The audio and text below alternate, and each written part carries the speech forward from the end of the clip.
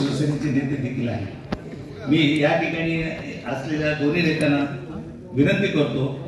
की शाळांमधून खेळाचं जे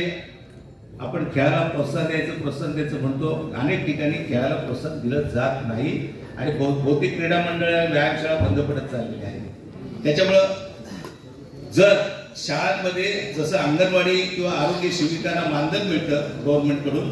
अशा पद्धतीच्या मानधनावर जर त्या ठिकाणी प्रशिक्षक ठेवले तर प्रत्येक शाळांमधून जे आता कबड्डी म्हणा, क्रिकेट म्हणा, व्हॉलीबॉल म्हणा, खो खो, विशेषतः खो खो, लंगडी आहे, हे अनेक खेळ जे आहेत ते खेळ खेळवले जाते आणि हे खेळ जे मुलांच्या दृष्टीने आरोग्याचे आहेत। जर आज मुलांना 8वी पर्यंत कुठलीही परीक्षा न घेता जर पास करत असाल तर निश्चितच आहे की या ठिकाणी त्यांना आपलं आरोग्य सुदृढ ठेवण्यासाठी ही संधी होईल। 8वी पर्यंत ते चांगलं खेळ खेळू शकतात, 8वीच्या पुढे देखील त्यांचे शरीर सुदृढ राहील आणि त्या दृष्टीने शिक्षणाबरोबर आरोग्याला देखील आपण महत्त्व दिल्यासारखं होईल। आज आपण बघतोय मुंबईमध्ये या महागाईने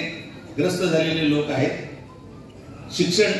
पूर्ण करू शकत नाही अशी परिस्थिती आहे, परंतु आरोग्याच्या दृष्टीने आज आपण पाहतोय की तरुण मुलांना देखील आता सध्या स्ट्रोक यायला, मला वाटतं कोविडच्या काळानंतर आता या 2-3 वर्षांनी बरेच जणांना स्ट्रोक यायला सुरुवात झालेली आहे आणि म्हणून माझं असं म्हणणं आहे या सगळ्यावर मात करायची असेल तर खेळाला प्राधान्य दिलं पाहिजे आणि या येणाऱ्या सरकारमध्ये खेळासाठी म्हणून अशा पद्धतीचं नियोजन केलं पाहिजे, मानधनावर शिक्षक शिकवण्यासाठी शाळांमध्ये ठेवलं पाहिजे, हा एक माझा विचार आहे। दुसरं असं आहे की या ठिकाणी आज कामगार वर्ग जो आहे तो नष्ट होत चाललेला आहे, कॉन्ट्रॅक्ट लेबर पद्धती मोठ्या प्रमाणात चालू झालेली आहे आणि त्या कॉन्ट्रॅक्ट पद्धतीवर जे त्यांना उत्पन्न म्हणजे त्यांचं जे काही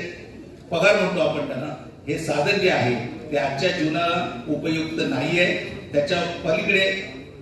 त्या लोकांवर अन्याय होते आणि या गोष्टीकडे लक्ष देण्यासाठी ही कॉन्ट्रॅक्ट लेबरची पद्धती आहे भाऊ, ही कॉन्ट्रॅक्ट लेबर पद्धती आहे, ती कॉन्ट्रॅक्ट साठी ठीक आहे, परंतु त्यांना जे त्यांचे कायदे आहेत जे मालकांकडे काम करत असताना ते सगळे कायदे ह्या कॉन्ट्रॅक्ट लेबरने चालू झाले पाहिजे आणि त्यासाठी मोठा लढा देण्याची आवश्यकता आहे देशामध्ये। कारण आज कॉन्ट्रॅक्ट लेबर जे आहेत ते 15 ते 20 हजारच्या खाली वर पगार नाहीये, सगळीकडे त्यांना राबवून घेतात, 8-8 तास काम करतात। परमानंट माणूस जो पूर्वी काम करत होता त्याला जो पगार मिळत होता आणि तो जे काम करत होता त्यापेक्षा डबल काम या लोकांकडून करून घेऊन सुद्धा आज त्यांची जीवन पद्धती सुधारत नाहीये आहे, त्याच्यातच फक्त त्याला जगावं लागतं, पुढच्या भविष्याची त्याची तरतूद नाहीये। त्यासाठी त्यांचं आरोग्यासाठी त्यांना विमा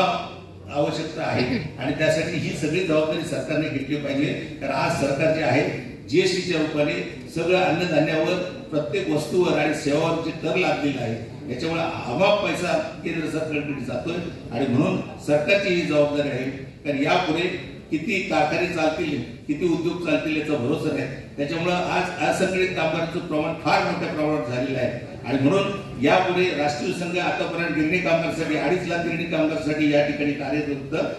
आज राष्ट्रीय संघाची एवढी मोठी वास्तू त्यावेळेचे आमचे जे फाउंडर आहेत, संस्थापक आहेत गदा आंबेडकरजी यांनी ही वास्तू एवढी बांधलेली आहे आणि त्यांनी कामगारांसाठी अशाच पद्धतीने जे असंघटित कामगार संघटित करण्याचं काम केलेलं आहे। आज असंघटितमध्ये काम करण्याचं काम आमची ही जी मंडळी आहेत ती भाऊच्या नेतृत्वाने करतील आणि निश्चितच आहे यापुढे जे जे लोक नाका कामगार असतील, टॅक्सी रिक्षावाले असतील आणि आपले घरेलू कामगार असतील, बांधकाम कामगार असतील, यासाठी यापुढे कार्यरत राहतील आणि त्यासाठी जे जे लढे द्यावे लागतील ते देखील आपण देऊ, त्या दृष्टीने आमची या ठिकाणी तयारी राहील। मी या ठिकाणी आपल्यामध्ये उपस्थित आता आपले नवनिर्वाचित खासदार अरविंद सावंत साहेब या ठिकाणी उपस्थित राहिले, त्यांना विनंती करेन की केंद्र सरकारने हा जो काही आघात केला आहे कामगार वर्गावर, कामगार संघटना देखील नष्ट करायचं आणि कामगारांना अतिशय गुलामगिरीचं जीवन जे ब्रिटिश कालीन अवस्था जी होती ती पुन्हा राबवण्याचं जे काम केलेलं आहे, आता आपण बरेचसा बदल केलेला आहे। आपण देखील आज न उद्या त्या केंद्र सरकारमध्ये सत्तेवर